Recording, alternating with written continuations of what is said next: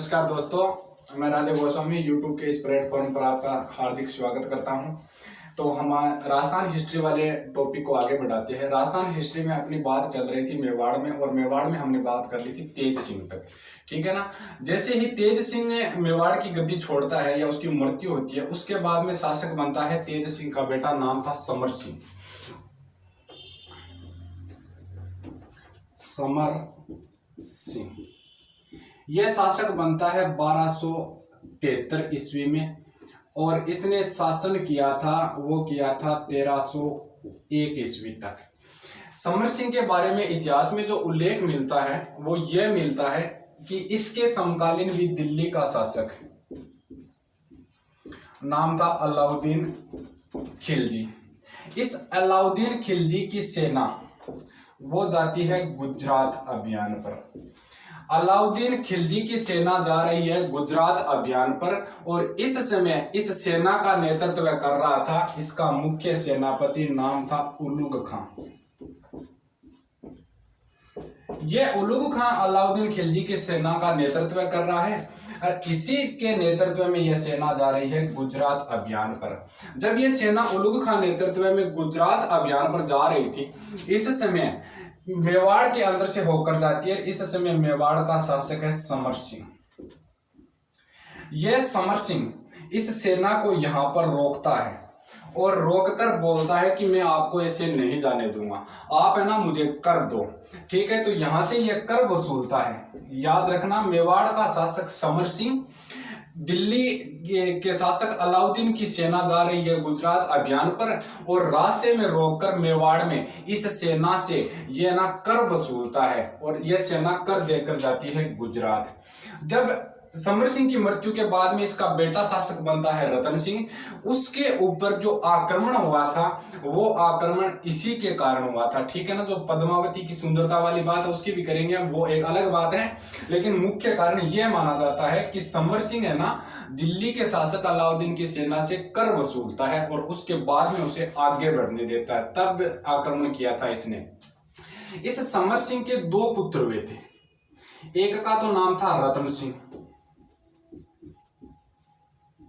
और एक का नाम था कुंभकर्ण।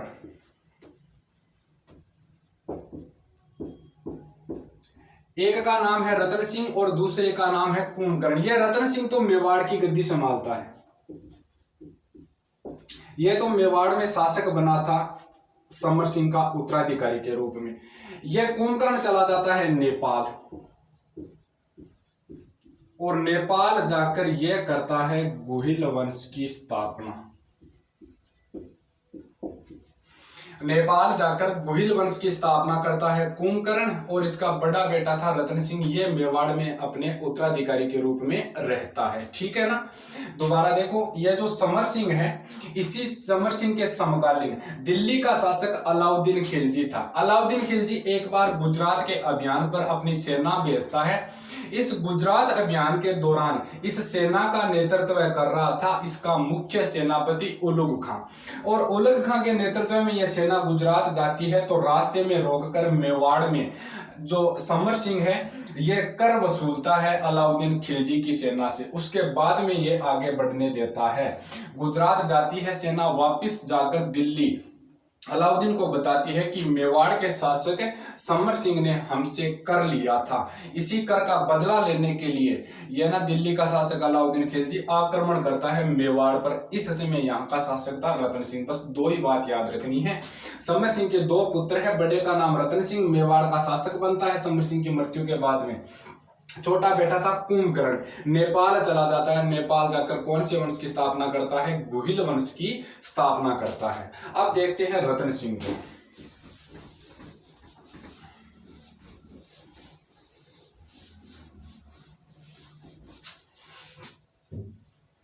रतन सिंह यह शासक बनता है 1301 में, और यह शासन करता है 1303 तक। 1301 में शासक बनता है और 1303 तक शासन रहा था। ठीक है ना। इस रतन सिंह के बारे में ऐसा उल्लेख मिलता है कि रतन सिंह एक बार गया हुआ था है ना सिंहल द्वीप। कहां पर गया हुआ था? सिंहल द्वीप। यह सिंहल द्वीप वर्तमान श्रीलंका का प्राचीन नाम है। श्रीलंका का प्राचीन नाम है। इस समय इस सिंहल द्वीप का शासक होता जो था उसका नाम था गंधर्वसेन। सिंहल द्वीप का शासक नाम था गंधर्वसेन। इस गंधर्वसेन के एक पुत्री थी जिसका नाम था पद्मिनी। सिंहल द्वीप के शासक गंधर्वसेन की पुत्री जिसका नाम था पद्मिनी। ठीक है ना। यह पद्मिनी विश्व की सबसे सुंदर स्त्री बताई जाती है। सबसे सुंदर स्त्री थी ऐसा माना जाता है। थी या नहीं थी वो बात अलग है, लेकिन माना जाता है कि पद्मिनी इतनी ज्यादा सुंदर थी। जब वो पानी पीती थी ना तो कंठ के अंदर पानी दिखाई देता था, इतनी सुंदर थी। ठीक है। अब देखो ये जो पद्मिनी है, इस पद्मिनी के पास एक तोता था। उस तोते का नाम था हीरामन तोता। पद्मिनी के पास कौन सा तोता था? हीरामन तोता था। ठीक है ना। यह हीरामन तोता, इसे गागरोनी तोता भी कहा जाता है। अपने राजस्थान के अंदर गागरोन झालावाड़ के जो वन है उसमें आज भी पाया जाता है, लेकिन हाथ नहीं आता है, मुश्किल से मिलता है। ये किसके पास था? यह था पद्मिनी के पास, हीरामन तोता। अब देखो आगे की बात। अपनी सुंदरता पर इस पद्मिनी को गर्व था। सुंदरता पर गर्व था। एक दिन पद्मिनी स्नान करके बाहर निकलती है। ठीक है ना। बाल खुले थे और सामने तोता बैठा था। तो ये क्या करती है, उस तोते से पूछती है कि है ना तू मनुष्य की बोली बोलता है, मुझे एक बात बता कि इस पृथ्वी पर मेरे से ज्यादा सुंदर कोई स्त्री या पुरुष है क्या? तो तोते को हंसी आ जाती है। वो बोलता है कि है ना ऐसा कुछ नहीं है, सब कुछ है, आपसे भी सुंदर सुंदर बैठे हैं लोग। तो एक बार तो पद्मावती को गुस्सा आता है कि मैं इस तोते की हत्या कर दूं। उसके बाद में वो सोचती है कि मैं पहले पूछ तो लूं कि वो मेरे से सुंदर स्त्री पुरुष है जो है कौन। इसी समय इस तोते ने जवाब दिया कि मेवाड़ का शासक है, नाम है रतन सिंह, आपसे सुंदर है और आज वो सिंहल द्वीप में आया हुआ बैठा है। इस तोते को साथ में लेकर पद्मावती जाती है रतन सिंह के पास और रतन सिंह को जाकर बोलती है, देखकर प्रभावित होती है और बोलती है कि मैं ना आपसे विवाह करना चाहती हूँ। रतन सिंह ने मना कर दिया कि नहीं, ऐसा नहीं हो सकता। हमारे जो हिंदू धर्म है और जो हमारा मेवाड़ रजवाड़ा है उसके अंदर ऐसा नहीं हो सकता। पहले क्या होता है, हमारे जो दरबारी विद्वान है ना, वो दरबारी विद्वान हर चीज देखते हैं कि आप मेवाड़ की महारानी बनने के लायक हो या नहीं हो। आपकी सुंदरता ही ये कारण नहीं बन सकती कि आप मेरी पत्नी बन सकते हो। तो ये अपने पापा के पास लेकर जाती है। ठीक है ना। और ये गंधर्वसेन को जाकर रतन सिंह बोलता है कि मैं आपकी लड़की से विवाह कर लूंगा यदि हमारे विद्वानों को ये है ना जो बातें पूछी जाती है उनसे संतुष्ट करेगी। तो ये जो गंधर्वसेन है, ये गंधर्वसेन अपना एक तो इसका भाई था, नाम था गोरा, और एक इसका बेटा था जिसका नाम था बादल। इन दोनों को, गोरा और बादल के निर्देशन में गंधर्वसेन अपनी पुत्री इस पद्मिनी को मेवाड़ भेज देता है। रतन सिंह के साथ में मेवाड़ भेज देता है कि ठीक है, ये विद्वानों के द्वारा जो बात पूछी जाती है उससे संतुष्ट होती है वो तो ठीक है, शादी करवा देना। यदि नहीं होती है तो इज्जत वापिस से सिंहल द्वीप ले आना। तो क्या था, जो पद्मिनी थी ये एक राजकुमारी थी, उसको हर बात का नॉलेज था, जो बातें पूछता है। इस समय मेवाड़ का जो दरबारी विद्वान था उस विद्वान का नाम था राघव चेतन।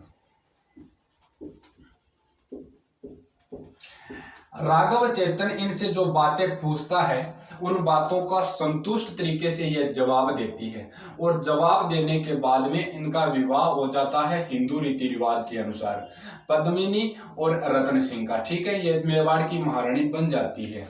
अब देखो आगे क्या होता है। इसने है ना, राघव चेतन ने क्या किया, इस दिन के बाद में यह पद्मावती को गलत नजर से देखने लग गया। यह बात धीरे धीरे रतन सिंह के पास पहुंचती है। तो रतन सिंह एक दिन पद्मावती को बोलता है कि आपको है ना राघव चेतन गलत नजर से देखता है। जब गलत नजर से देखने की बात आती है तो पद्मावती कहती है कि है ना, जो मेवाड़ की इज्जत को गलत नजर से देखता है उसे मेवाड़ में रहने का कोई हक नहीं है। तो रतन सिंह सीधा सा बात अपनी जो महारानी की बात थी वो नहीं टाल सकता है। इसी समय रतन सिंह इसे देता है देश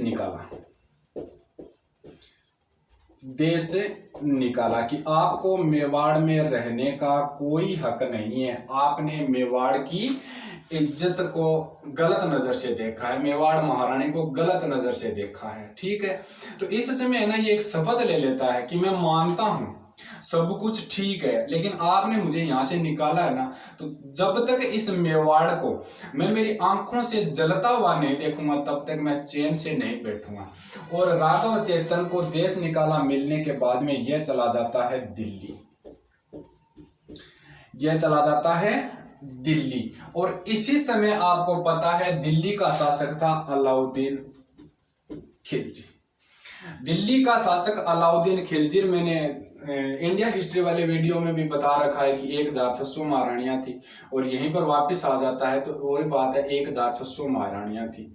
इसके पास जाता है और जाकर बोलता है कि है ना, आपके दरबार में एक कमी है। एक तो मेवाड़ का छोटा सा दरबार था, दिल्ली का तो बहुत बड़ा दरबार था, और फिर भी यह जाकर बोलता है कि है ना, आपके मेवाड़ दिल्ली के दरबार में एक कमी है। तो आज तक किसी ने हिम्मत नहीं की थी कि अलाउद्दीन खिलजी के दरबार में कोई कमी निकाल दे। आज पहली बार ऐसा हो रहा है कि किसी व्यक्ति ने हिम्मत तो की है कमी निकालने की। ठीक है, अब देखो आगे की बात। यह उसको बताता है कि यदि तेरे दरबार में हो पद्मावती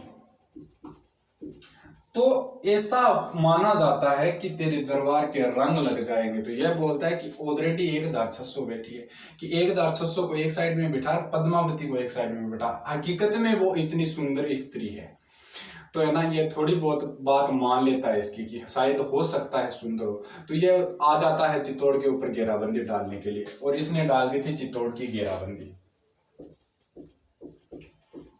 यह चित्तौड़ की घेराबंदी डाल देता है।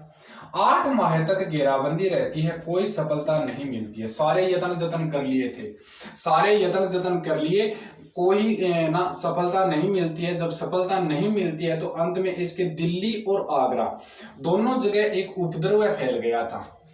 देखो उपद्रव कैसे फैलता है।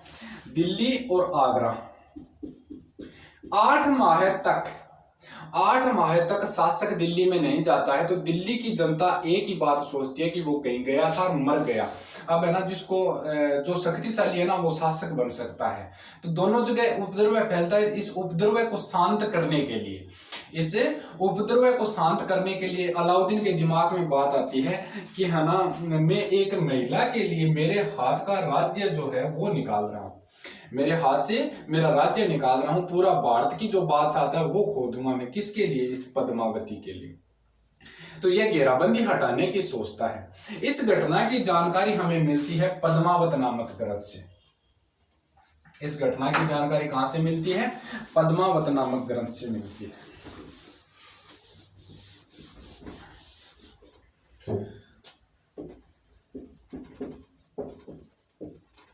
इस पद्मावत नामक ग्रंथ की रचना की थी मलिक मोहम्मद जायसी ने।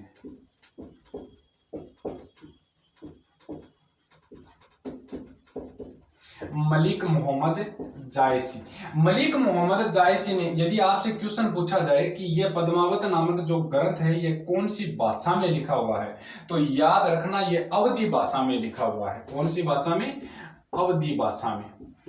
अवधी भाषा में लिखा हुआ यह पद्मावत नामक ग्रंथ। इससे हमें जानकारी मिलती है कि अलाउद्दीन ने आक्रमण पद्मावती के लिए किया था। और जो दूसरी बात है वो मैंने आपको पहले बता दी थी, समर सिंह वाले ने। यदि समर सिंह कर नहीं वसूलता तो शायद वो आक्रमण नहीं करता। अब देखो, रतन सिंह मेवाड़ का शासक है, अलाउद्दीन खिलजी दिल्ली का शासक है, और यह आता है मेवाड़ पर आक्रमण करने के लिए। शासक मेवाड़ का बैठा है रतन सिंह, और यह आ जाता है यहां पर मेवाड़ में। इस समय मेवाड़ की राजधानी चित्तौड़ के किले में है, और यह चित्तौड़ के किले की घेराबंदी डाल लेता है। अब देखो, इस समय रतन सिंह के 2 सेनापति थे। एक का नाम है गोरा और दूसरे का नाम है बादल। ये दोनों मुख्य सेनापति है। ये घेराबंदी डाल लेता है।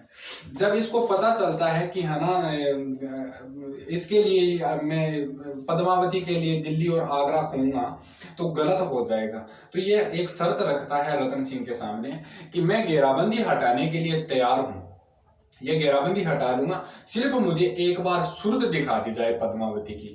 पद्मावती की एक सूरत देखने पर यह घेराबंदी हटाने की शर्त रख देता है। तो रतन सिंह पद्मावती के पास जाता है, जाकर बोलता है कि है ना, आपकी एक बार सूरत देखने के बाद में वो घेराबंदी हटा लेगा। तो पद्मावती बोलती है कि यदि मेरी एक बार सूरत देखने से मेवाड़ के ऊपर होने वाली अनहोनी टल रही है तो मैं तैयार हूं एक बार सूरत दिखाने के लिए। फिर भी है ना, इसने शिष्य में सूरत दिखाई थी। तो ये जो शिष्य वाली बात है ना, ये भी शायद मेरे हिसाब से गलती है कि इस समय भारत में शिष्य नहीं था। भारत में शिष्य 15वीं शताब्दी में आता है, और भारत में जो शिष्य आता है 15वीं शताब्दी में, वो थेवा कला में यूज करने के लिए मंगवाया गया था, और ये बेल्जियम से आया था। भारत में सबसे पहले 15वीं शताब्दी में थेवा कला में यूज करने के लिए बेल्जियम से शीशा मंगवाया गया था। इस समय जो आक्रमण होता है, भारत में शीशा था ही नहीं। तो फिर जो दंत कथा है उसके अनुसार कोई बोलता है पानी में दिखाया था, कोई बोलता है शीशे में दिखाया था। कैसे भी हो, अलाउद्दीन खिलजी जैसे ही यहाँ पर पद्मावती को देखता है तो इसके दिमाग में एक ही बात आती है कि चाहे मेरे हाथ से दिल्ली जाए, चाहे आगरा जाए, चाहे पूरा भारत जाए, मैं तो सिर्फ पद्मावती को लेकर जाऊंगा यहाँ से। इसने इस बात को अच्छे तरीके से नोट कर लिया था। अब देखो, अलाउद्दीन खिलजी और रतन सिंह दोनों जाते हैं यहाँ से दुर्ग से बाहर कि आप मुझे यहाँ से विदा करो, मैं घेराबंदी हटाकर जा रहा हूँ। जैसे दुर्ग के मुख्य द्वार पर पहुंचते हैं तो आगे रतन सिंह था और पीछे अलाउद्दीन था। पीछे से धक्का मारता है, वो बाहर गिरता है। बाहर चारों तरफ सेना बैठी थी, उसने वहां से बंदी बना लिया, सीधा ले गया दिल्ली। दिल्ली ले जाकर रतन सिंह को कैद कर लेता है, और कैद करने के बाद में पत्र पहुंचाता है चित्तौड़ के दुर्ग में इस पद्मावती के पास। पद्मावती के पास पत्र पहुंचता है कि यदि आप मेवाड़ का भला चाहती हो तो आप दिल्ली के दरबार में आकर मेरी महारानी बन जाओ, और रतन सिंह को मैं यहां से छोड़ दूंगा, यह चला जाएगा मेवाड़, जाकर दूसरा विभाग करके मेवाड़ का वंश आगे बढ़ाएगा, नहीं तो खत्म हो जाएगा वंश। क्यों, अभी तक नई नई शादी हुई थी, कोई संतान तो थी नहीं, और शायद ऐसा ही हुआ था। ठीक है ना, ऐसा ही होता है, मेवाड़ का वंश यहीं पर खत्म हो जाता है। अब देखो आगे की बात। तो पद्मावती इसको बोलती है गोरा और बादल के सहयोग से, दोनों से सहयोग लेती है और लेकर बोलती है कि ठीक है, मैं तेरी महारानी बनने के लिए तैयार हूं, लेकिन मैं बस, ट्रेन या गाड़ी में नहीं आऊंगी, तो मैं आऊंगी पालकी में, और अकेली नहीं आऊंगी, मेरे साथ 1600 महारानियां आएगी। जितनी भी महारानी है, 1600 महारानी है चित्तौड़ के दुर्ग में, वो सारी मेरे साथ आएगी, सब पालकी में आएगी, सारी एक जैसी पालकियों में। यह बोलता है मंजूर है, ठीक है ना। उसके बाद में मैं सीधा दिल्ली दरबार में आती, तेरी महारानी नहीं बनूंगा, तेरी बेगम नहीं बनूंगा, मुझे जो थोड़ा टाइम है ना वो रतन सिंह के लिए मिलना चाहिए। यह बोलता है यह भी मंजूर है, ठीक है ना। यदि सब कुछ तेरे मंजूर है तो इस सब के बदले में मुझे राघव चेतन का सर चाहिए। इस समय यह जो राघव चेतन है, यह राघव चेतन पढ़ रहा था वो जो पत्र गया था उस पत्र को, तो ये तुरंत पत्र छीनता है, उसके हाथ से राघव चेतन का सर काटता है, सीधा मेवाड़ चित्तौड़ के दुर्ग में पहुंचा देता है। तो है ना, इसने जैसे जो मेवाड़ की चिंगारी लगाई थी उसका तो बदला ले लिया पद्मावती ने, अब ये अलाउद्दीन से भी बदला लेती है। तो एक पालकी को यदि देखा जाए तो एक पालकी के अंदर एक योद्धा बिठाया था इसने, अस्त्र शस्त्र देकर, तलवार देकर, भाला देकर, और 3 व्यक्ति आगे लगे थे, 3 व्यक्ति पीछे लगे थे। एक पालकी के साथ 7 आदमी थे, ठीक है। तो ये एक पालकी के साथ 7 आदमी तैयार करती है, और कुल पालकी है 1600। 11,200 की इस प्रकार सेना तैयार कर लेती है, और सेना तैयार करके गोरा बादल के निर्देशन में यह जाती है दिल्ली के दरबार में। तो ठीक है ना, जाकर सिद्धि रतन सिंह से मिलती है, तो रतन सिंह कहता है कि ना मैं खुद बंदी बन गया था मेरी महारानी के लिए, लेकिन महारानी खुद चलकर दुश्मन के हाथ में आ गई।